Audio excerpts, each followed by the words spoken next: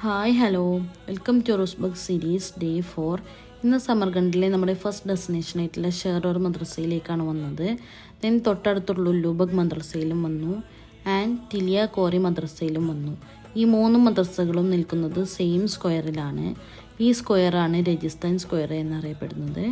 Then നമ്മുടെ second ഡെസ്റ്റിനേഷനിലെത്തി. ഇതാണ് Shahi Sindha. Uzbekistan ട്രിപ്പിലെ ഞങ്ങളുടെ ഫേവറേറ്റ് പ്ലേസ് ആണ്.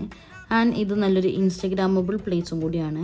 അവിടെ നിന്ന് ഇറങ്ങി ഞങ്ങൾ ടാക്സിക്ക് വെയിറ്റ് ചെയ്യുന്നു.